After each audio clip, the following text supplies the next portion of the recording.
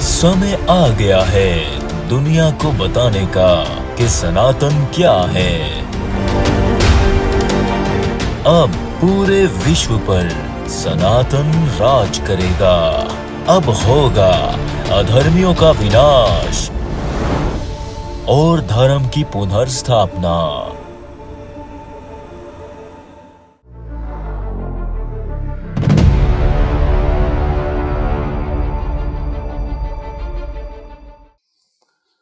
प्रिय सनातनियों, आज हम बात करने जा रहे हैं शिवलिंग पर और शिवलिंग की जो पूजा की जाती है। शिवलिंग की पूजा के नाम पर जो शिवलिंग पर दूध और जल चढ़ाया जाता है, ये क्यों चढ़ाया जाता है। इस पर बात करने से पहले हम शिवलिंग की जो वैल्यू है वो आपके सामने क्लियर करना चाहते हैं कि शिवलिंग की और शिवलिंग की जो पूजा है इसकी वैल्यू क्या है। इसके लिए हम ऐसा करते हैं कि दुनिया में जो मुख्तलिफ धर्म एग्जिस्ट करते हैं उनको सामने रखते हैं और फिर जो नतीजा आपके सामने आएगा वो आपको अचंभित कर देगा। उस नतीजे से ना केवल शिवलिंग और शिवलिंग की जो पूजा है, शिवलिंग पर दूध और जल चढ़ाना है, इसकी वैल्यू क्या है ये आपके सामने आ जाएगी, परंतु आपको ये भी पता चल जाएगा, ये ज्ञान भी आ जाएगा कि आप आज तक शिवलिंग और शिवलिंग की पूजा के नाम पर जो कुछ कर रहे थे वो क्या कर रहे थे, आप कितने बड़े धोखे का शिकार थे। तो इसके लिए हम सबसे पहले ऐसा करते हैं कि दुनिया में जितने भी नॉन रिलीजन्स हैं, जितने भी ऐसे धर्म हैं जिनको सबसे ज़्यादा प्रैक्टिस किया जाता है, उनको आपके सामने रखते हैं और उनको कंप्रेस करते हैं, उनका निचोड़ निकालते हैं। तो फिर देखते हैं हमारे सामने क्या आता है। सबसे पहले आप जूडाइज्म को रख लें, जो कि ज्यूज जी से प्रैक्टिस करते हैं। तो जब आप जूडाइज्म को कंप्रेस करें, उसका निचोड़ निकालें, तो आपके सामने दो चीजें आएंगी, दो ऐसी चीजें कि जो जूडाइज्म की फाउंडेशन, जिसके ऊपर पूरे का पूरा जूडाइज्म खड़ा हुआ है, उसकी इमारत खड़ी हुई है, अगर उन दो चीजों को निकाल देंगे, हटा देंगे, तो जूडाइज्म की जो इमारत है, जो बिल्डिंग है, वो धड़ाम से गिर जाएगी। अब वो दो चीजें क्या है? उनमें पहली चीज है बपतिस्मा, बैप्टिज्म, और दूसरी चीज है वीक में 7 डेज होते हैं, उन 7 डेज में 7 दिन में से आपने क्या करना है, एक दिन छुट्टी करनी है, और छुट्टी का दिन है शनिवार, यानी हर शनिवार को छुट्टी करनी है। पहली चीज बपतिस्मा, बैप्टिज्म, और दूसरी चीज एवरी वीक, हर हफ्ते शनिवार को छुट्टी। ये दो काम जब आप करेंगे तो तीसरा कोई काम आपको करने की जरूरत पेश नहीं आएगी, आपको कुछ भी करने की जरूरत नहीं होगी, क्योंकि सब का सब खुद बहुत ऑटोमेटिकली हो जाएगा। ये दो काम करने से ना केवल इस विश्व के किसी भी व्यक्ति की, किसी भी मनुष्य की, किसी भी मानव की, ठीक है, हर तरह की, हर प्रकार की जो समस्याएं हैं, जो मुश्किलें हैं, जो उसकी मुसीबतें हैं, जो परेशानियां हैं, वो दूर हो जाती हैं, परंतु पूरे का पूरा जो संसार है, पूरे का पूरा जो विश्व है, ये स्वर्ग बन जाता है, इसका कल्याण हो जाता है।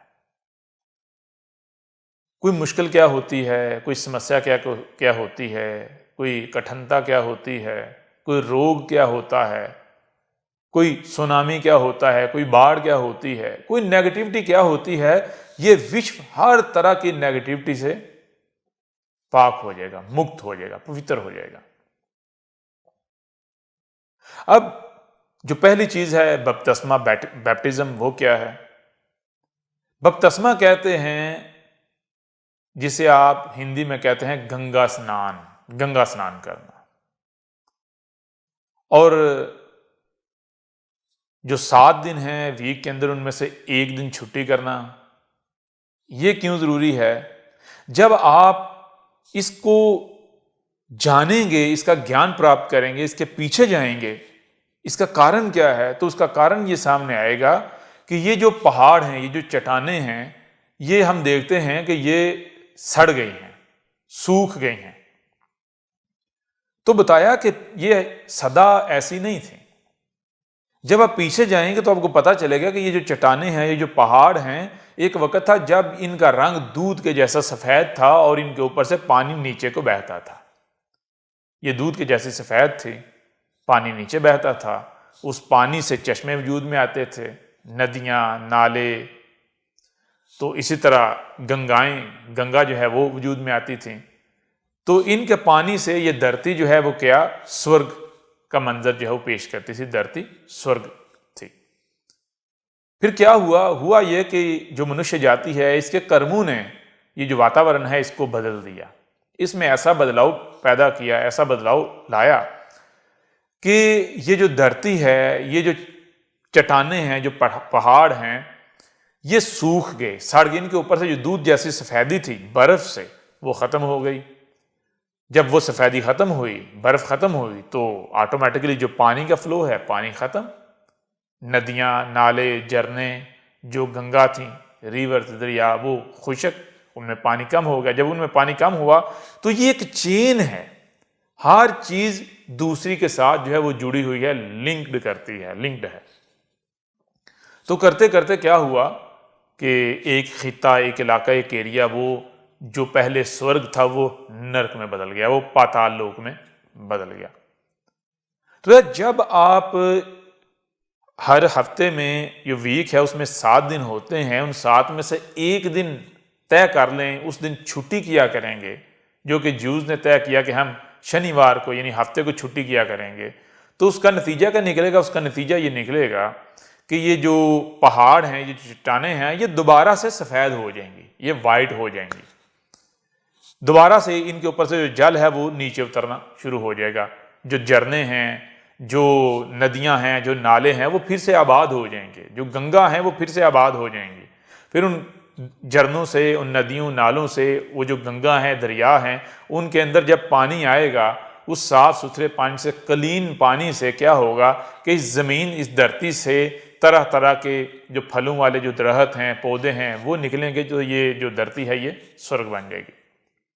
ये था इसके पीछे का कारण, यानी 7 में से एक दिन हर हफ्ते छुट्टी करनी। अब यही चीज क्रिश्चियनिटी के अंदर मिलती है। क्रिश्चियनिटी के अंदर क्या है? क्रिश्चियनिटी के अंदर भी यही है कि पहली चीज आपने बपतिस्मा, बैप्टिज्म। अब बपतिस्मा, बैप्टिज्म क्या है?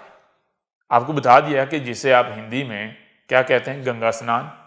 गंगा स्नान करना है। और दूसरी बात वो क्या है? वो यही है कि आपने हफ्ते में से क्या करना है, एक दिन छुट्टी करनी है। यानी हफ्ते में 7 दिन होते हैं, उन 7 में से 6 दिन आपके और 1 दिन प्रकृति का। एक दिन आपने कुछ नहीं करना, ये जो प्रकृति है इसको करने देना है, ठीक है ना। जब आप ऐसा करेंगे तो इसका नतीजा क्या निकलेगा? इसका नतीजा ये निकलेगा कि ये जो धरती है, जो कि ये जो मनुष्य जाति है, इनके कर्मों से नरक बन गई है, ये धरती स्वर्ग में बदल जाएगी। कैसे? बहुत आसान है इसको समझना, बता भी दिया गया कि जब आप 6 दिन जो कर रहे हैं करेंगे, केवल 1 दिन आप प्रकृति को अपना काम करने देंगे। जो नेचर है, मदर नेचर है, ये जो यूनिवर्स है, ये जो ब्रह्मांड है, इसको अपना काम करने देंगे। इसके काम में आप मुदाखलत, आप छेड़छाड़, इंटरफेरेंस नहीं करेंगे। तो इसका रिजल्ट क्या निकलेगा? जरा विचार करें। ये जितने भी मनुष्य हैं इन सब को इकट्ठा कर लें और एक तरफ इनको रख लें, दूसरी तरफ प्रकृति को रख लें, तो दोनों में से ताकतवर कौन? ये जो इंसान है, जो मनुष्य हैं, ये ताकतवर, ये पावरफुल है, या फिर ये प्रकृति पावरफुल है? तो बहुत सादा, सिंपल, सरल सा इसका उत्तर है कि प्रकृति पावरफुल है, प्रकृति ताकतवर है। तो अगर 6 दिन ये मनुष्य जाति अपनी मर्जी के मुताबिक जिंदगी गुजारती है, केवल 1 दिन हर हफ्ते, एवरी वीक 1 दिन ये प्रकृति को दे दें, ठीक है ना। अगर पूरी दुनिया की मनुष्य जाति केवल 1 दिन प्रकृति के नाम कर दे, तो ये यूं समझो कि मनुष्य जाति और जो प्रकृति है इसके खिलाफ लड़ाई, ठीक है ना। तो इंसाफ के साथ लड़ाई लड़ी जाए, जंग की जाए। 6 दिन मनुष्य जाति ले, 1 दिन प्रकृति को दे दिया जाए। जब इस तरह आप चलेंगे तो नतीजा ये निकलेगा कि प्रकृति अपने आप को रिकवर करना शुरू कर देगी। जो मदर नेचर है ये अपने आप को रिकवर करना शुरू कर देगी, नेचर वापस आना शुरू हो जाएगी। यूं देखते ही देखते क्या होगा कि ये जो विश्व है, ये जो दुनिया है, जो इंसानों ने, मनुष्य जाति ने अपने कर्मों से इसे नरक बना दिया, ये नरक से वापस स्वर्ग में कन्वर्ट होना शुरू हो जाएगी। तो आहिस्ता आहिस्ता स्लोली ये जो दुनिया है, ये जो विश्व है, ये नरक से स्वर्ग में बदल जाएगा। क्या करने से? गौर करें, केवल 2 काम करने से। पहला काम गंगा स्नान, बपतिस्मा, और दूसरा काम हर 7 में से 1 दिन छुट्टी, बस। अब आ जाए इस्लाम की तरफ। इस्लाम क्या क्लेम करता है? जब कुरान उठाएं, कुरान को देखें तो कुरान क्या कहता है? कुरान कहता है कि गुस्ल करने से, गुस्ल, अब गुस्ल किसे कहते हैं हिंदी में, सनातन धर्म में, हिंदुइज्म में? गंगा स्नान। गुस्ल करने से यानी गंगा स्नान करने से, और दूसरा अस्सलात कायम करने से, जिसे मुसलमान नमाज कहते हैं।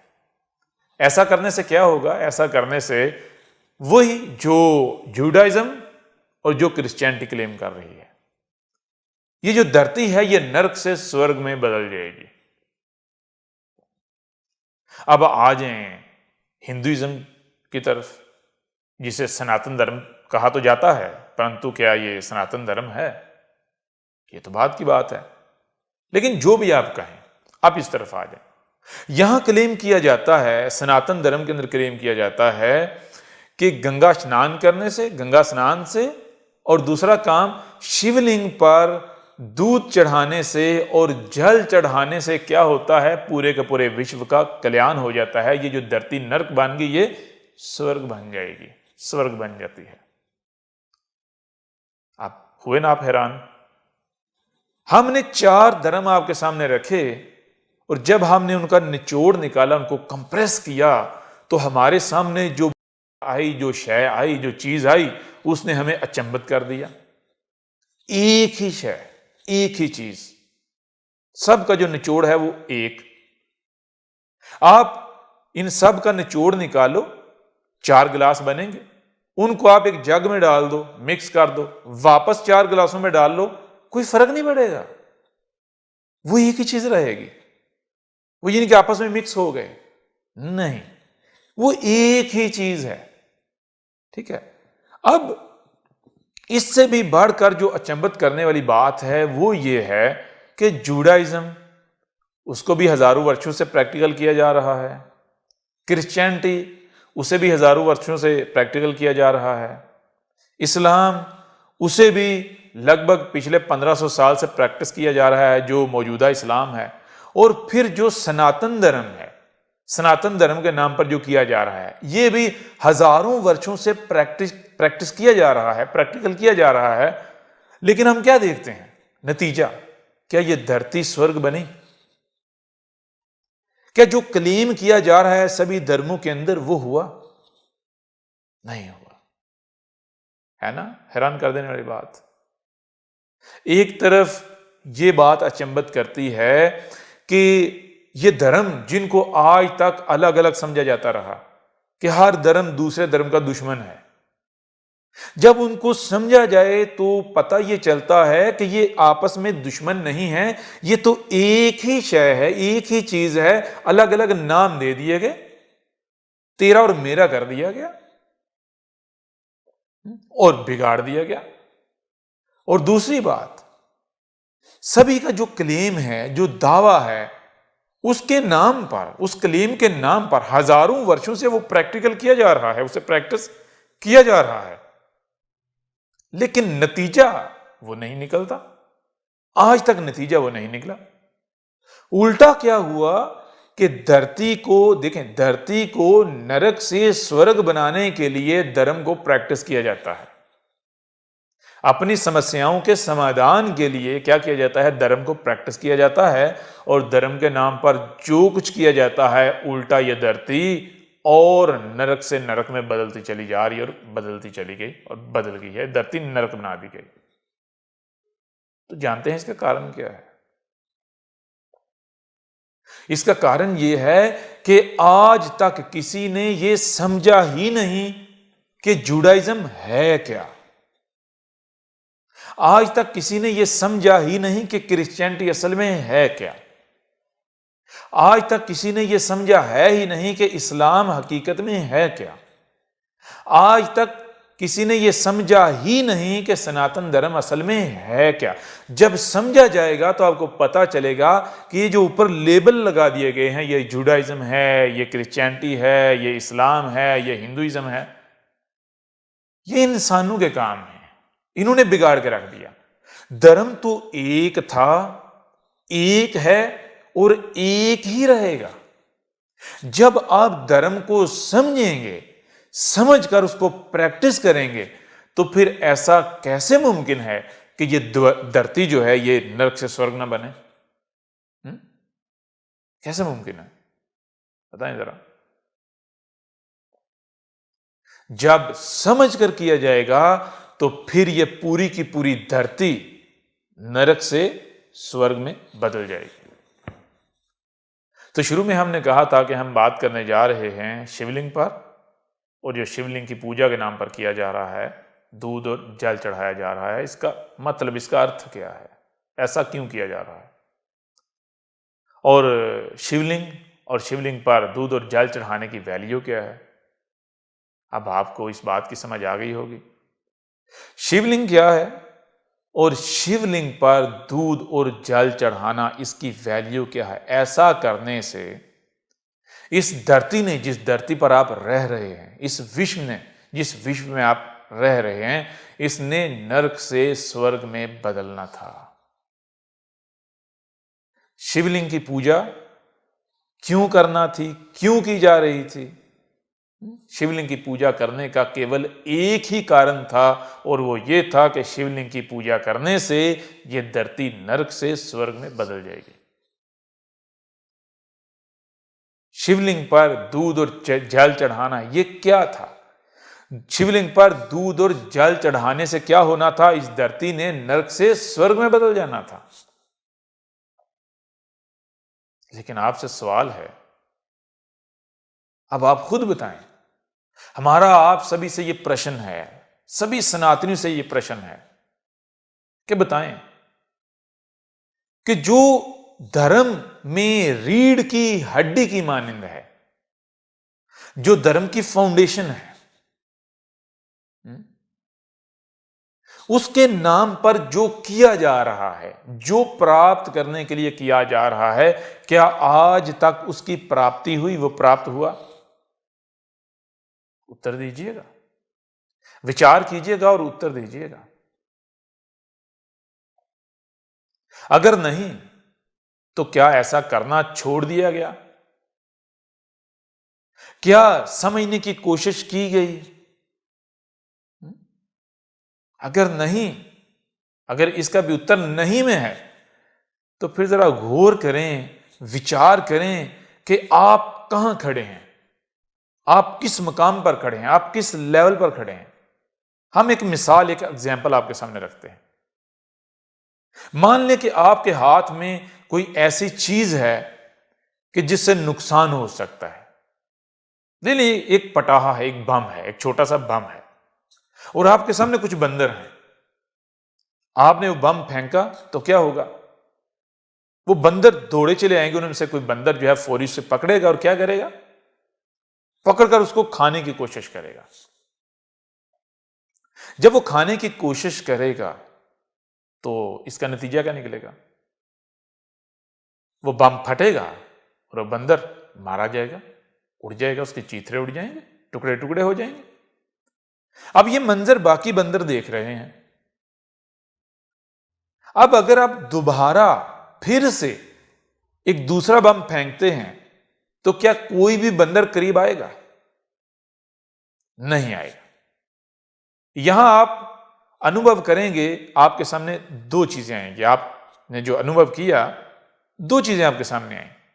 पहली चीज, जैसे ही आपने चीज फेंकी तो बंदर ने फौरी पकड़कर उसको खाने की कोशिश शुरू कर दी।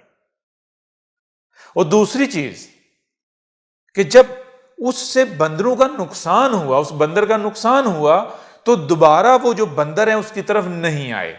आप लाख उनकी तरफ वो चीज फेंकें, वो दोबारा उसकी तरफ नहीं आएंगे। क्यों? उनको पता चल गया कि इससे उनका नुकसान हुआ है। ये खाने वाली नहीं, ये नुकसान पहुंचाने वाली चीज है। अब जरा आ जाए इंसान के ऊपर, मनुष्य जाति के ऊपर, मानव जाति के ऊपर।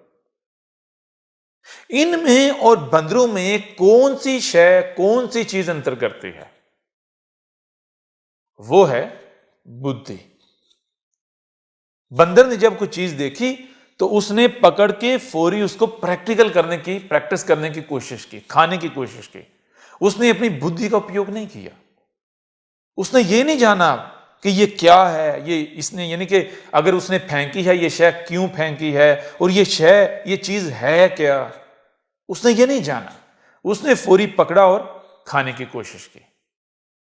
नतीजा क्या निकला? वो आपके सामने। और फिर दूसरी चीज, जब वो बंदर, उन्होंने जब ये मंजर देखा उस बम के फटने का और उस बंदर के टुकड़े टुकड़े होने का, तो बाकी जो बंदर हैं, अब दोबारा जितनी चीजें आप वो चीज फेंकें, बम फेंकें, वो नहीं आएंगे पास, वो पास नहीं आते, नहीं आए। क्यों? उनको पता चल गया। अब बंदर और इंसान में ये बुद्धि है जो अंतर करती है। अगर ये अंतर मौजूद नहीं है तो ये जो इंसान है, जो मनुष्य जाति है, ये बंदर इससे कई गुना बेहतर होगा। ये बंदर से भी बहुत नीचे गिर जाएगी, ये सबसे नीचे गिर जाएगी। इससे बदतर कोई और क्रिएशन हो ही नहीं सकती। इससे नीचे की कोई और क्रिएशन हो ही नहीं सकती। जरा विचार करें। आपके सामने कुछ भी आता है, कोई भी चीज आपके सामने आती है, तो आपको सबसे पहले क्या करना चाहिए? क्या जो भी आप सुनते हैं, जो आप देखते हैं, कोई खाने की चीज है तो फौरी आपको खाना शुरू कर देना चाहिए? कुछ भी आपने सुना, फौरी तौर पर उसको मान लेना चाहिए? कुछ भी देखा, उसके पीछे चल पड़ना चाहिए? यानी बगैर बुद्धि के उपयोग के, बगैर अकल इस्तेमाल किए कुछ भी करना शुरू हो जाना चाहिए। अगर आप ऐसा करते हैं तो जरा ये बताएं, आप में और बंदर में कोई फर्क? बंदर की जगह कोई और जानवर रख लें, कोई और पशु रख लें। अगर आप भी, कुछ भी आपके सामने आता है तो उसे बगैर समझे, बिना बुद्धि का उपयोग किए, बिना जानकारी, ज्ञान प्राप्त किए आप करते हैं, उसको प्रैक्टिकल में लेकर आते हैं, उसको प्रैक्टिस करते हैं, तो आप में और उस बंदर या किसी भी पशु में क्या अंतर हुआ? पहली बात।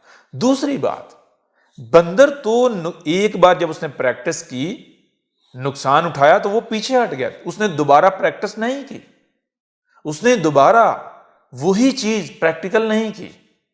ठीक है। परंतु जब आप इंसान को देखें तो इंसान क्या करता है? आप शिवलिंग और शिवलिंग के नाम पर जो किया जा रहा है, शिवलिंग पर दूध और जल जो चढ़ाने के नाम पर जो किया जा रहा है, शिवलिंग की पूजा के नाम पर जो किया जा रहा है, इसी को सामने रख लें कि आप जो कर रहे हैं वो करने से आपको वो प्राप्त हो रहा है, वो प्राप्त हुआ जिसकी प्राप्ति के लिए आप ये कर रहे हैं। तो इसका उत्तर क्या है? नहीं। आप पिछले हजारों वर्षों से एक चीज को प्रैक्टिस कर रहे हैं और उसका हर बार जो रिजल्ट है, नतीजा है, वो क्या आता है? 0 0 0 0। और आप फिर उसी उम्मीद से प्रैक्टिस किए जा रहे हैं। एक बार प्रैक्टिस करने से नतीजा क्या आया, रिजल्ट क्या आया? 0। दूसरी बार प्रैक्टिस करने से 0, तीसरी बार प्रैक्टिस करने से 0, चौथी बार 0, पांचवी बार 0। ना केवल 0 परंतु अपना नुकसान किए जा रहे हैं। तो बंदर तो एक बार नुकसान करवा के दोबारा उसने वो प्रैक्टिस नहीं किया, दोबारा उसने वो प्रैक्टिकल नहीं किया। लेकिन जब इंसान को देखें, मनुष्य जाति को देखें, आप अपने आप को देखें, तो आप क्या कर रहे हैं? आप तो हजारों वर्षों से ना केवल बार बार वही रिपीट कर रहे हैं, बल्कि आप उससे हर बार नुकसान उठा रहे हैं और आप बाज भी नहीं आ रहे, आप रुक भी नहीं रहे। आप नहीं ये विचार करते कि हमें जब हजारों वर्षों से ये प्रैक्टिस करते हुए वो प्राप्त नहीं हुआ जिसकी प्राप्ति के लिए हम ये कर रहे हैं या कर रहे थे, तो हमें क्यों ना विचार कर लेना चाहिए, कहीं कोई गलती तो नहीं, कहीं हमारे समझने में कोई फर्क तो नहीं आया, कहीं ऐसा तो नहीं हुआ कि हम इसे समझ ही नहीं पाए।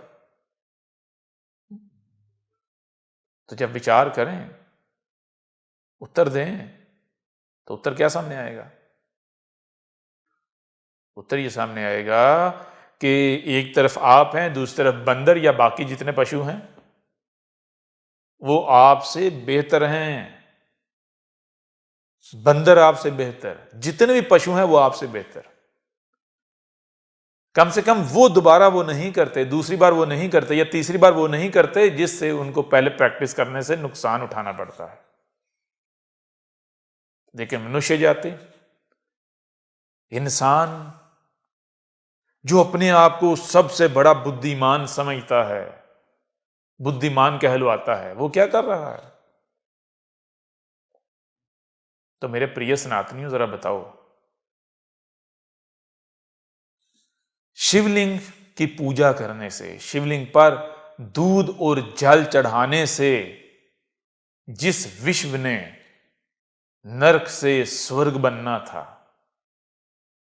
जिस विश्व ने पाप मुक्त होना था, जिस विश्व ने अनेकों प्रकार के जो रोग हैं उनसे मुक्त होना था, समस्याओं से मुक्त होना था, जिस विश्व ने स्वर्ग का मंजर पेश करना था,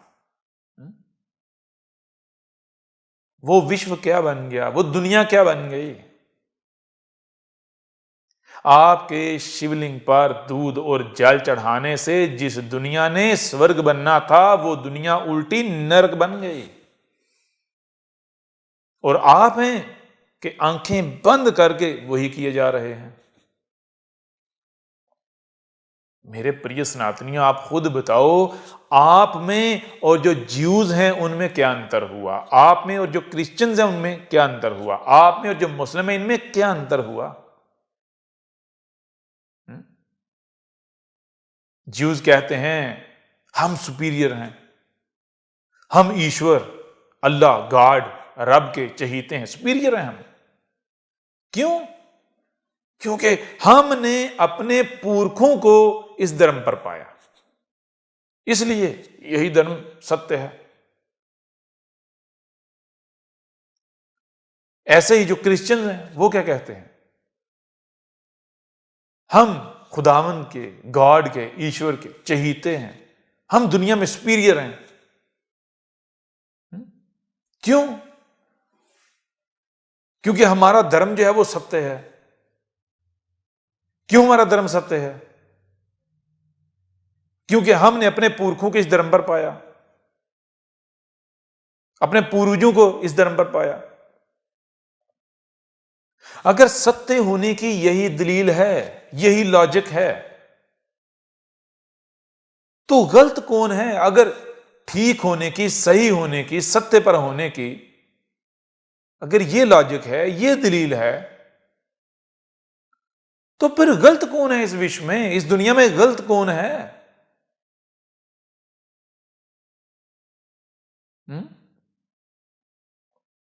तो क्या आपको भी वही करना है जो ज्यूज कर रहे हैं, जो क्रिश्चियंस कर रहे हैं, जो मुस्लिम कर रहे हैं? या फिर आपने क्या करना है? आपने ये अंतर वाजे करना है, आपने बताना है कि हम में और उनमें ये अंतर है, ये फर्क है। हम कुछ भी करेंगे तो बिना ज्ञान के नहीं करेंगे। हम जो भी करते हैं बिना ज्ञान के नहीं करते। हम कुछ भी करने से पहले ज्ञान प्राप्त करते हैं। हम बिना ज्ञान के कुछ नहीं करते। हम अंधों की तरह अंधे बनकर, आंखें बंद करके, कान बंद करके, बुद्धि का उपयोग किए बगैर उस पर नहीं चलते जिस पर हमने अपने पुरखों को, अपने पूर्वजों को पाया।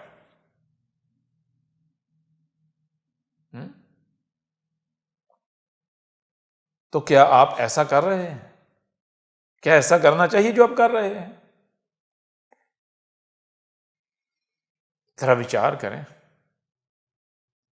आज समय आ गया है बदलाव का, आज समय आ गया है विचार करने का। इस विश्व को, इस दुनिया को नर्क बना दिया गया है। और एक और बात हम आपके सामने रखते हैं, जरा विचार करें। कोई शय है बाहर, अब बाहर से कोई भी शय उठाकर लाएं तो क्या होगा? कोई गाड़ी कहीं खड़ी हुई है, आप उठाकर ले आए तो नतीजा क्या निकलेगा? क्या आपके पीछे पुलिस नहीं लगेगी? आप पर एफआईआर नहीं कटेगी? आप कोई किसी की कोई गाय, कोई बकरी, कोई चीज अगर आप किसी की कोई लेकर आते हैं, किसी की पकड़ते हैं बाहर से, आप कहते हैं जी ये तो ऐसे ही लावारिस है, इसका कोई वारिस नहीं है, इसका कोई है नहीं, इसका मालिक नहीं है, आप लेकर आते हैं, तो क्या ये चीज प्रूव नहीं होगी कि भाई कोई है जो मालिक है, जो देख रहा है? ठीक है ना? अगर आप उसकी तरफ जाएंगे, उसे लेंगे, तो उसका जो मालिक है, जो जिसकी उस पर नजर है, वो आपके पीछे पड़ जाएगा, वो आपको नहीं छोड़ेगा। ये नियम सामने आता है या नहीं आता? ये रियलिटी, ये हकीकत सामने आती है या नहीं आती? आप बताएं, आपके घर में, आप अपने घर की एग्जाम्पल ले लें। क्या आप अपने घर में जंगल का कानून चाहेंगे? क्या अपने घर में आप शोर शराबा चाहेंगे? क्या आप अपने घर में खराबियां चाहेंगे? अगर कोई बाहर से आपके घर में आए और खराबियां करे तो क्या आप उसको अलाउ करेंगे? नहीं ना। आपकी नजर होगी ना उसके ऊपर। जब हर किसी की किसी न किसी पर नजर होती है, हर किसी पर किसी न किसी की नजर होती है, हर शय पर किसी न किसी की नजर, कोई देखने वाला होता है, उसका रखवाला होता है, उसकी फिक्र करने वाला कोई होता है, तो फिर जो विश्व है, ये जो दुनिया है, इसका फिक्र करने वाला कोई नहीं, इसको देखने वाला कोई नहीं। इस दुनिया को, इस विश्व को खराब करने से क्या कोई नहीं जिसको तकलीफ होती हो? मेरे प्रिय सनातनियों, हमने आपको बताया था ये जो दुनिया है, ये क्या है? ये ऐसे ही है जैसे आपके जिस्म, ये जो आपका शरीर है, इसमें एक सेल होता है, बिल्कुल ऐसे ही ये दुनिया एक बड़ा शरीर है, उसका एक सेल है। जैसे आपके शरीर में अंग हैं, ऐसे ही एक बड़ा शरीर है, जिस शरीर के अंदर ये दुनिया उसका अंग है। जैसे आपकी अपने शरीर पर नजर होती है, आप अपने शरीर को किसी को नुकसान नहीं पहुंचाने देंगे।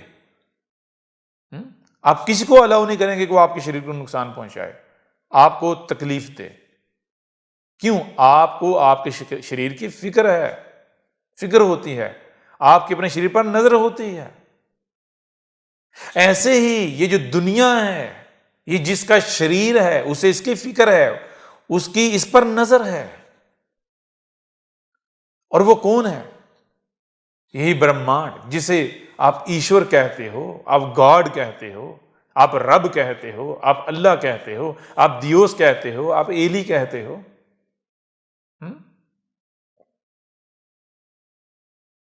जब आप अपने घर में कोई खराबी बर्दाश्त नहीं करते तो ईश्वर कैसे करेगा? ईश्वर कैसे करता है? आज तक ईश्वर टॉलरेट करता रहा, हम टॉलरेट करते रहे, हम बर्दाश्त करते रहे, सब्र करते रहे, परंतु अब नहीं, अब मजीद नहीं, अब आगे नहीं ऐसा किया जाएगा। जब आपका भी कोई नुकसान करे तो आप टॉलरेट करते हैं, बर्दाश्त करते हैं। कब तक? जितना नुकसान सहने की आप में क्षमता होती है। जब वो क्षमता की जो सीमा है उसको पार किया जाता है, उससे आगे बढ़ा जाता है, तो आप क्या करते हैं? उससे आगे नहीं आप बढ़ने देते हैं। आप छोटे हैं तो आपकी जो बर्दाश्त करने की, टॉलरेट करने की जो सीमा है वो भी लिमिटेड है, छोटी है, थोड़ी है। जो बड़ा है उसकी थोड़ी ज्यादा होगी। तो ऐसे ही जो रब है, जो ईश्वर है, ईश्वर की बर्दाश्त करने की, टॉलरेट करने की जो क्षमता है, उसकी जो सीमा है वो थोड़ी और बड़ी है, काफी बड़ी है। तो जब टॉलरेट किया जा रहा होता है तो उसका मतलब, उसका अर्थ ये नहीं होता कि भाई ये अलाउ हो गया, आप ये करते रहो। नहीं, जब टॉलरेट किया जा रहा होता है तो उसका अर्थ ये नहीं होता कि ये चीज अलाउ हो गई, करो करो, बल्कि ये देखा जा रहा होता है कि हो सकता है ये खुद ही बाज आ जाएं, खुद ही रुक जाएं, खुद ही ये पीछे हट जाएं। और अगर बाज नहीं आते, नहीं रुकते, पीछे नहीं हटते, तो फिर क्या होता है?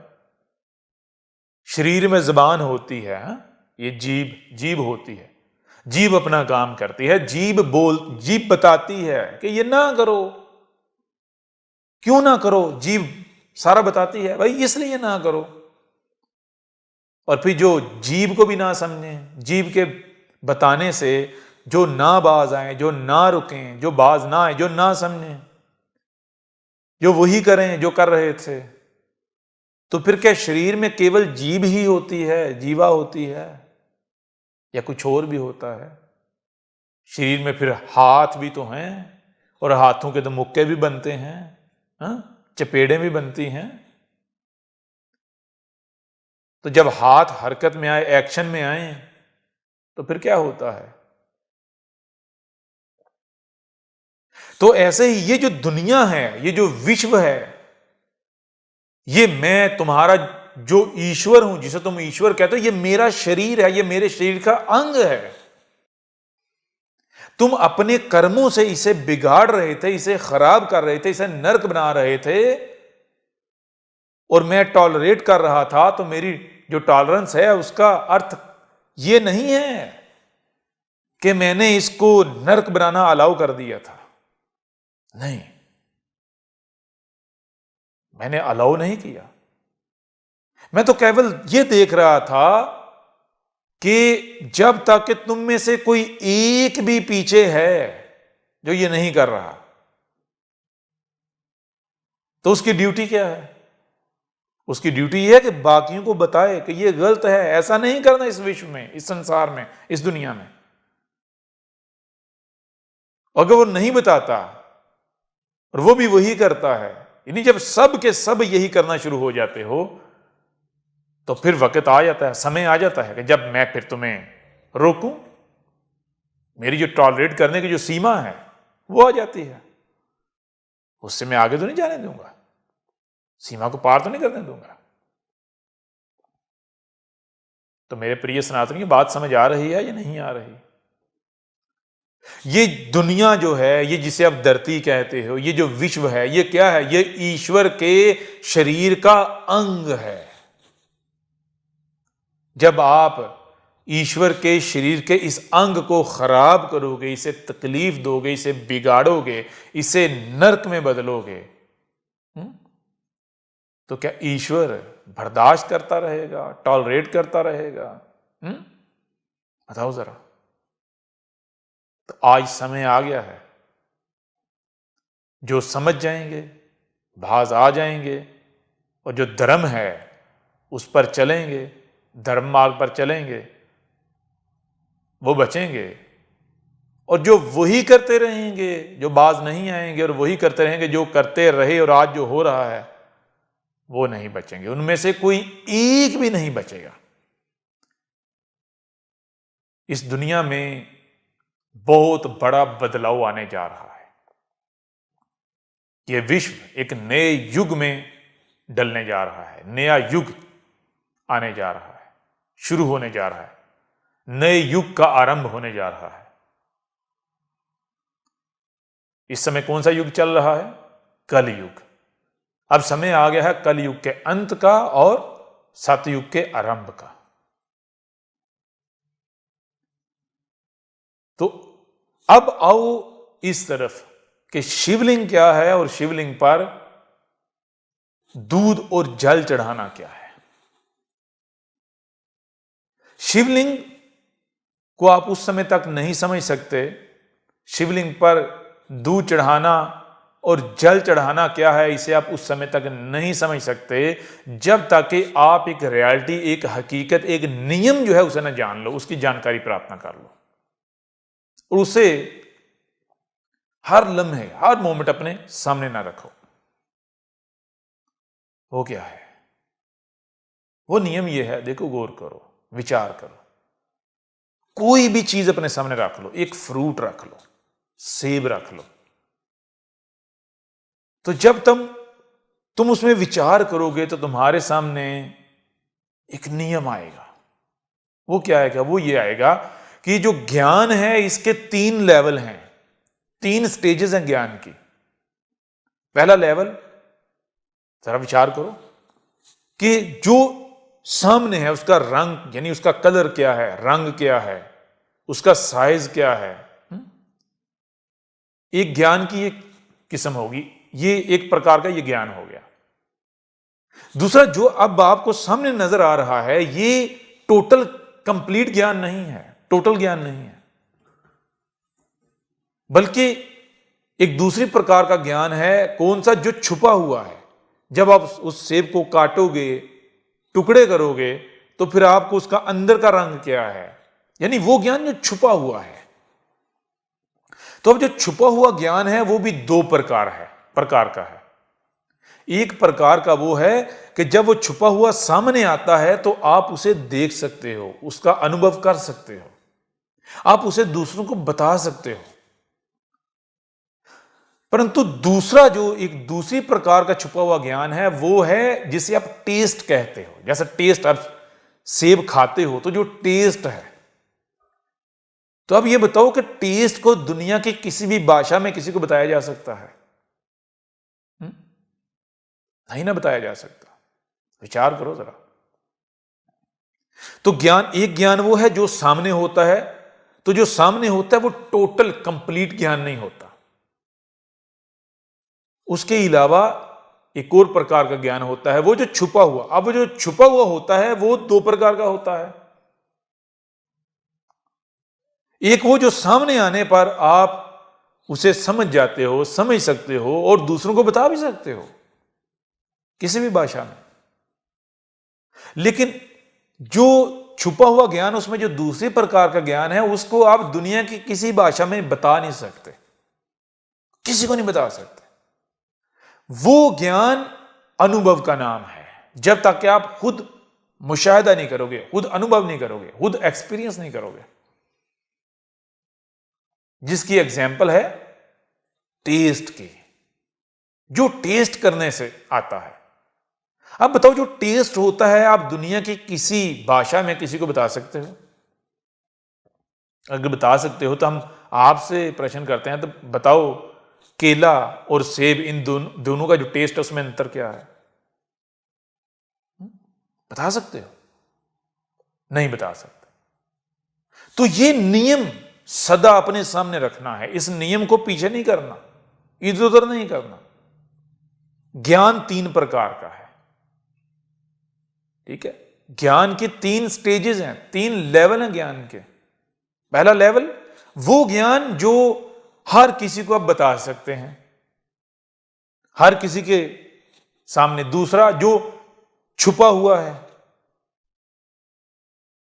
तीसरा, छुपे हुए के अंदर भी वो कि जो सामने आ भी जाए तो आप किसी दूसरे को उस वक्त तक बता ही नहीं सकते जब तक कि वो खुद उसको टेस्ट ना कर ले, खुद उसका अनुभव ना कर ले।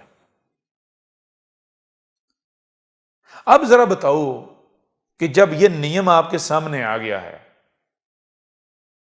अब एक और एग्जाम्पल आपके सामने रखते हैं, उसको अपने सामने रखो। एक बोर्ड है, व्हाइट बोर्ड है, उसके ऊपर एक फिगर लिखा हुआ है, 2 + 5 × 3, इस तरह करते कि लंबा सा फिगर है। उस फिगर में से कोई एक फार्मूला जो है, प्लस माइनस मल्टीप्लाई डिवाइड, कोई एक जो है उसको छुपा दिया जाए, यहां तक कि कोई एक फिगर अगर मिटा दिया जाए, गायब कर दिया जाए, छुपा दिया जाए, तो जो रिजल्ट आएगा, जो नतीजा आएगा, क्या वो परफेक्ट होगा? बताओ जरा, हमें इस प्रश्न का उत्तर दो। क्या रिजल्ट परफेक्ट आएगा? ठीक नतीजा सामने आएगा? तो बहुत सरल सा उत्तर है कि नहीं। कितना आसान है। यह नियम है कि किसी भी चीज के बारे में अगर थोड़ा सा ज्ञान भी छुपा हुआ है, वो आपके सामने नहीं आया, तो आप उसके बारे में जो भी राय कायम करोगे, जिस नतीजे पर, जिस रिजल्ट पर आप पहुंचोगे, जो भी आप उसके बारे में सोचोगे या समझोगे, तो वो बात, वो चीज ठीक नहीं होगी। आप जो परफेक्ट जो रिजल्ट है, नतीजा है, उस पर नहीं पहुंचोगे। आपके पास जो ज्ञान आएगा उसमें कमी होगी, वो परफेक्ट नहीं होगा, वो 100% ठीक नहीं होगा, वो कंप्लीट ज्ञान नहीं होगा। अब जब ज्ञान कंप्लीट नहीं होगा, जब ज्ञान कंप्लीट नहीं होगा, परफेक्ट नहीं होगा, और फिर आप कोई कर्म करो, तो जरा बताओ उसका नतीजा क्या निकलेगा? एक छोटी सी एग्जांपल और आपके सामने रखते हैं, इसी को आगे बढ़ाते हुए। आपकी एक मशीन है, बहुत महंगी आपने खरीदी है बाजार से लेकर, वो खराब हो जाती है, उसमें कोई फॉल्ट आ जाता है, आप किसके पास लेकर जाओगे? किसी ऐसे के पास लेकर जाओगे कि जिसके पास उसके बारे में ज्ञान ही नहीं है, जो उसका कारीगर ही नहीं है। किसी ऐसे के पास लेकर जाओगे? नहीं। और दूसरी बात, क्या किसी ऐसे के पास लेकर जाओगे कि जिसके पास ज्ञान तो है उसके बारे में, परंतु कंप्लीट ज्ञान नहीं है, मुकम्मल ज्ञान नहीं है, उसके पास एक्सपीरियंस नहीं है, लेके जाओगे? नहीं। क्यों नहीं? खराब कर देगा। जिसके पास कंप्लीट ज्ञान नहीं है, मुकम्मल ज्ञान नहीं है, वो कैसे ठीक काम कर सकता है? वो तो नहीं ठीक कर सकता। ना मुकम्मल ज्ञान से जो भी काम किया जाएगा, जो कर्म किया जाएगा, वो ठीक होगा? नहीं होगा। तो अब जरा आप खुद बताओ, जब आप अपनी कोई छोटी सी छोटी शय भी जो आपकी नजर में कीमती है, उसे आप खराब होने पर किसी ऐसे के पास नहीं लेकर जाओगे, नहीं लेकर जाते कि जिसके पास उसके बारे में कंप्लीट ज्ञान नहीं है, एक्सपीरियंस नहीं है, उसका कंप्लीट अनुभव नहीं है, तो फिर धर्म के नाम पर जो भी आप कर रहे हो, क्या कंप्लीट मुकम्मल ज्ञान के साथ कर रहे हो? आप में से कौन है इस धरती पर, कौन सा व्यक्ति है कि जिससे यह सवाल किया जाए, यह प्रश्न किया जाए कि शिवलिंग क्या है, और वो परफेक्ट कंप्लीट उत्तर दे, परफेक्ट उत्तर, सही उत्तर दे, पूरी यकीन के साथ उत्तर दे कि हां यह है शिवलिंग? कोई है? तो इस धरती पर कोई एक भी मनुष्य ऐसा आपको नजर नहीं आएगा। जब कोई एक भी ऐसा नहीं है जिसके पास शिवलिंग के बारे में कंप्लीट ज्ञान हो, तो फिर किसी एक भी व्यक्ति को शिवलिंग के नाम पर, शिवलिंग की पूजा के नाम पर, शिवलिंग पर दूध और जल चढ़ाने के नाम पर जो किया जा रहा है, वो करना चाहिए? बताओ जरा, उत्तर दो। क्या करना चाहिए? नहीं करना चाहिए। इसके बावजूद किया जा रहा है या नहीं किया जा रहा? तो फिर जो किया जा रहा है, क्या यह ठीक किया जा रहा है? ऐसा किया जाना चाहिए? ना तो यह ठीक किया जा रहा है और ना ही किया जाना चाहिए, फिर भी किया जा रहा है। तो फिर हमारा आपसे प्रश्न है, बताओ कि आप क्या कर रहे हो? आपसे बढ़कर धर्म का कोई दुश्मन हो सकता है? शिवलिंग को आपने एक ऐसा अर्थ पहना दिया जो शिवलिंग है ही नहीं, यानी जो शिवलिंग का अर्थ है ही नहीं। आपने शिवलिंग पर दूध और जल चढ़ाने के नाम पर जो कर रहे हैं, वो कर रहे हैं जो कि सही अर्थ है ही नहीं। आप तो जब उसको प्रैक्टिकल करोगे तो लोग क्या करते हैं, लोग तो जब देखते हैं दूसरे ये कर रहे हैं, ऐसा कर रहे हैं, तो वो भी वही करना शुरू हो जाते हैं। तो आपसे बढ़कर कोई और बड़ा दुश्मन हो सकता है धर्म का, शिवलिंग का, शिवलिंग की पूजा का? जब आपको ये पता ही नहीं, इस बात का, इस चीज का ज्ञान ही नहीं कि शिवलिंग क्या है, तो फिर आप कैसे किसी चीज को शिवलिंग मान सकते हो? जब आपको यह ज्ञान है ही नहीं कि शिवलिंग है क्या, उसकी पूजा है क्या, तो फिर आप कैसे उसकी पूजा के नाम पर जो कर रहे हो वो कर सकते हो? फिर भी आप वो करते हो तो आप क्या कर रहे हो? आपसे बड़ा शिवलिंग का कोई दुश्मन है? आपसे बड़ा कोई शिवलिंग की पूजा का दुश्मन है? नहीं है। क्यों? क्योंकि अगर आप सही मार्ग पर हो, ठीक मार्ग पर हो, तो आप बताओ कि शिवलिंग की पूजा करने से, शिवलिंग पर दूध और जल चढ़ाने से तो इस संसार को, इस विश्व को, इस धरती को, इस दुनिया को स्वर्ग बन जाना चाहिए था। कि ये दुनिया स्वर्ग बनी? और दुनिया तो छोड़ो, आपका अपना घर स्वर्ग नहीं बना। आपका अपना घर तो बहुत दूर की बात है, आपका अपना शरीर स्वर्गीय शरीर नहीं बना। आपका अपना शरीर नरकीय शरीर बन गया, एक नरकी शरीर, जिसको अनेकों प्रकार के रोग लगे हुए हैं, अनेकों प्रकार की समस्याओं का सामना है, अनेकों प्रकार की जो संकटें हैं उनका सामना है, संकट का शिकार है। बताओ जरा, हमारे ये जो प्रश्न है इनका उत्तर दो, और हमारे जो प्रश्न हैं ये उनके पास लेकर जाओ जिनको आप बाबा, साधु, संत कहते हो, जिनको आप बड़े बड़े ज्ञानी कहते हो। उनके पास हमारे ये प्रश्न लेकर जाओ। उन्हें कहो कि आज तक तुम हमसे धर्म के नाम पर, मार्गदर्शन के नाम पर हमसे माल लेते रहे, दान दक्षिणा लेते रहे। अब आओ, समय आ गया है, धर्म संकट में है। एक व्यक्ति उठा है और वो ऐसी ऐसी बातें कर रहा है, ऐसे ऐसे प्रश्न खड़े कर रहा है, तो उसके इन प्रश्नों के उत्तर दो। अब आपको ये करना है, ये आपका कार्य है। आप विचार कर रहे हैं या नहीं कर रहे हैं? अब जब हमने आपके सामने एक नियम रख दिया ज्ञान के बारे में, कि ज्ञान के 3 लेवल हैं, ज्ञान की 3 स्टेजेस हैं। इस विश्व का कोई भी व्यक्ति जब तक कि वो तीसरी स्टेज को पार नहीं कर लेता, उसको पार नहीं लेता, वहां पहुंच नहीं जाता, उसको ये राइट हासिल नहीं है, ये हक हासिल नहीं है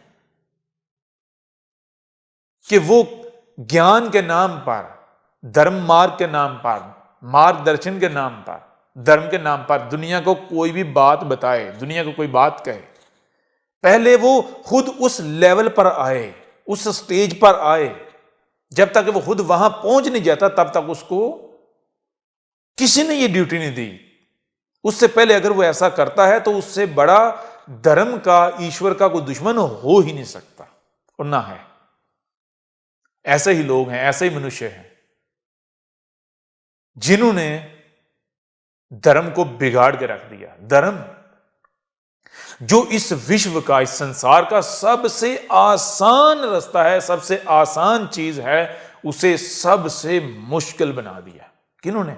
ऐसे लोगों ने। और आप लोग मूर्ख बन जाते हो। क्या देख के? वही उनका जाहिर देख के, वो जो उन्होंने जाहरी जो जुब्बे कुब्बे पहने होते हैं, अजीबोगरीब किस्म का लिबास पहना हुआ होता है, कपड़े पहने होते हैं, जो तिलक लगाए हुए होते हैं, जो उन्होंने अपनी जो फैशन डिजाइनिंग की हुई होती है, आपको लगता है कि जिसने ये फैशन किया हुआ हो, ऐसी डिजाइनिंग की हुई हो, ये है भाई बाबा, ये है साधु, ये है संत। इसके पास ज्ञान होगा, ये है शिव भक्त, ये है ईश्वर का बंदा, ये आपको सत्य बताएगा। कौन सा सत्य बताएगा आपको? विचार कर रहे हैं या नहीं कर रहे? तो पहला नियम, ज्ञान 3 प्रकार का है। ज्ञान की 3 स्टेजेस हैं, ज्ञान के 3 लेवल हैं। जब तक किसी भी चीज के बारे में तीनों प्रकार का, तीनों लेवल्स का ज्ञान प्राप्त नहीं हो जाता, तब तक आपने वो कर्म, वो कार्य नहीं करना। कोई भी कार्य करना है, कोई भी कर्म करना है, तो वो कर्म करने से पहले ये जो ज्ञान के 3 स्टेजेस हैं, इनको पार करना है। इससे पहले अगर आप कोई भी कर्म करेंगे तो वो कर्म पुण्य नहीं, पाप होगा, और आपका हर पाप जो है आगे कई सारे जो पाप हैं उनका बीज साबित हो जाएगा। ठीक है ना? आप इस धरती को नरक बनाने वालों में शामिल हो जाएंगे। तो पहली बात हो गई है। दूसरी बात, अब जरा ये बताएं, जब धर्म की बात बताइए, धर्म है क्या? धर्म जो है वो क्या है? धर्म का जितना भी लिटरेचर है वो क्या है? धर्म जो है वो ये जो यूनिवर्स जिसे आप कहते हो, जिसे आप ब्रह्मांड कहते हो, जिसे आप सृष्टि कहते हो, जिसे आप प्रकृति कहते हो, जिसे आप विश्व कहते हो, इसको एक्सप्लेन किया गया है, इसके बारे में बताया गया है कि ब्रह्मांड कैसे फंक्शन करता है, ये कौन है, ये क्या है, ये प्रकृति कैसे वर्क करती है, इसका निजाम क्या, इसका सिस्टम क्या है, ये क्या है, ये एक्सप्लेन किया गया है, ये बताया गया है। और जब बताया जा रहा है तो आप खुद बताओ कि इसमें जो तीसरी प्रकार का, तीसरे लेवल का जो ज्ञान है, क्या उस ज्ञान के साथ बताया जा रहा है? जब आप जो धार्मिक शास्त्र हैं, जो धार्मिक लिटरेचर है, जब उसे स्टडी करते, उसे पढ़ते, उसमें से कुछ लेते हो धर्म के नाम पर, तो क्या उसमें आप जो भी उसमें से लेते हो, तो आपको उसमें तीनों प्रकार का, जो तीनों लेवल का, तीनों स्टेजेस का इल्म है, तीनों लेवल का इल्म है, ज्ञान है, वो प्राप्त होता है? मानो आप शिवलिंग की बात ले लो। शिवलिंग जो है आपने कहां से लिया? शिवलिंग पर दूध चढ़ाना है, जल चढ़ाना है, ये आपने कहां से लिया?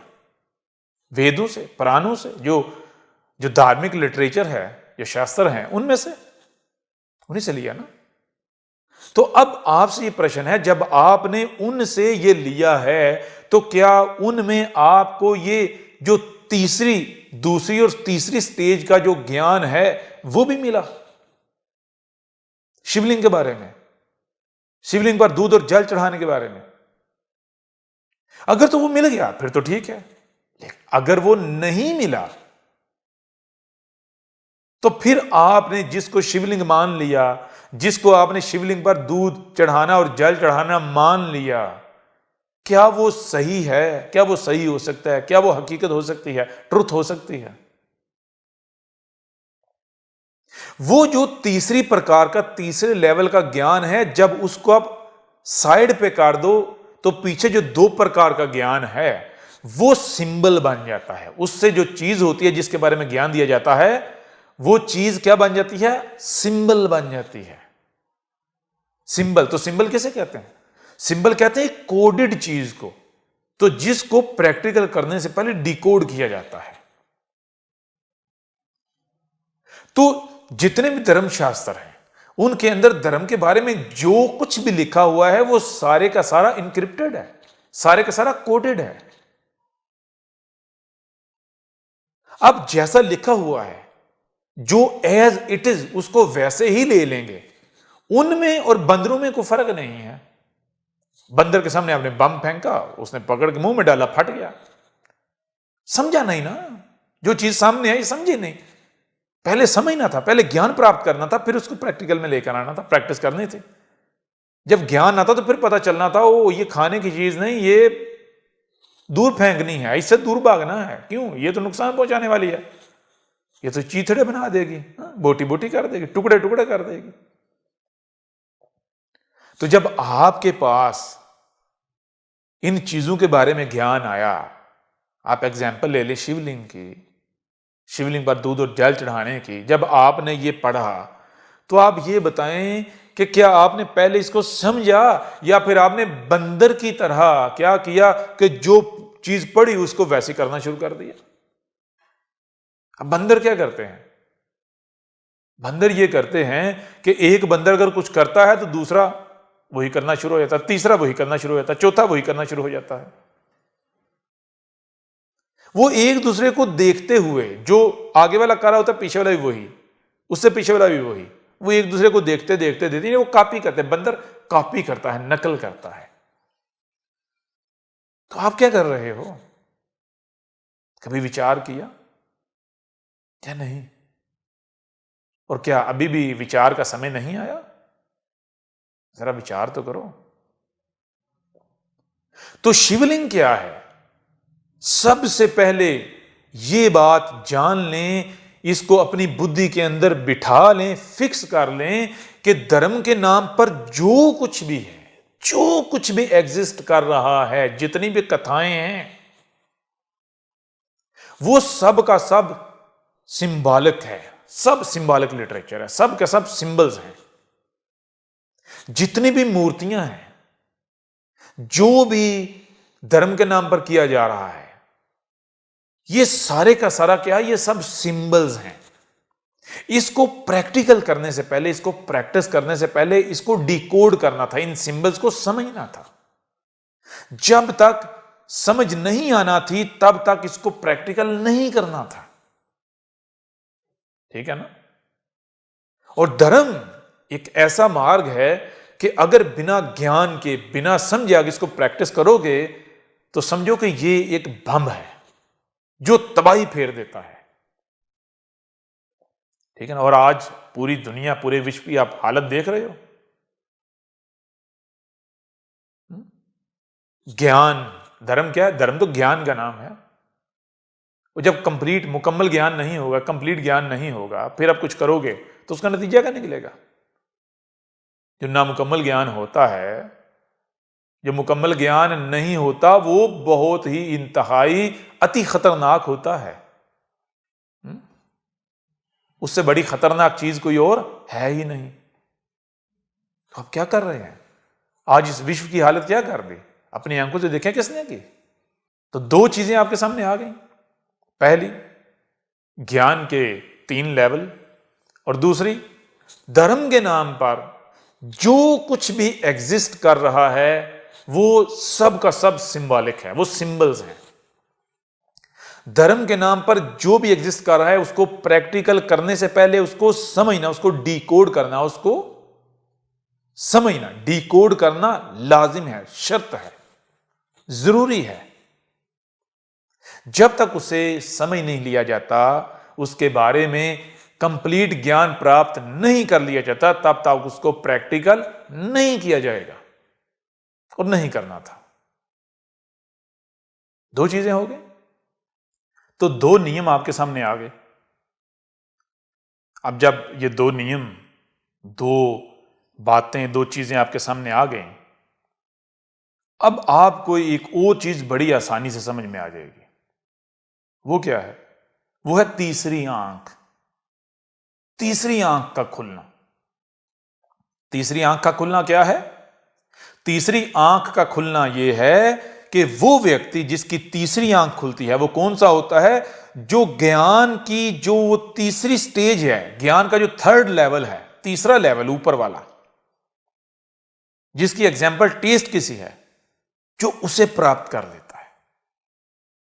वो जानते हैं, जानकारी रखते हैं कि वो किसको प्राप्त होता है। वो उसी को प्राप्त होता है कि जिसमें और ईश्वर में कोई अंतर ना रहे, जो इस धरती पर चलता फिरता ईश्वर बन जाए, शिव बन जाए। ठीक है ना? तो फिर जो शिव बन जाए, जो ईश्वर बन जाए, वो आपके आगे हाथ करेगा, हाथ फैलाएगा, आपसे दान दक्षिणा लेगा, वो फकीर होगा। बताओ जरा, वो कोई फैशन करेगा, कोई डिजाइनिंग करेगा अपनी, वो कोई दिखावा करेगा, उसको कोई अपने ऊपर कोई लेबल चिपकाने की जरूरत पेश आएगी कि भाई मैं ऐसा नजर आऊं ताकि लोगों को पता चले कि मैं ईश्वर हूं। एक और नियम है, वो क्या है? कीमती चीज अपने आप को छुपाती है। जो जितनी कीमती होती है वो अपने आप को उतना छुपा के रखती है। तो जो ईश्वर का रूप होते हैं, जो इस धरती पर चलता फिरता ईश्वर होता है मनुष्य के रूप में, तो वो क्या करता है? वो ये नहीं करता जो आज आपको नजर आ रहा है बाबा साधु संत के नाम पर ये जो कर रहे हैं। ठीक है ना? वो क्या करता है, आगे चलकर इस बारे में भी आपको मुकम्मल जानकारी देंगे, डिटेल के साथ। तो अब आ जाएं वापस शिवलिंग की तरफ। शिवलिंग क्या है, अब इसके ऊपर हम बात करते हैं। समय आ गया है दुनिया को बताने का कि सनातन क्या है। अब पूरे विश्व पर सनातन राज करेगा। अब होगा अधर्मियों का विनाश और धर्म की पुनर्स्थापना।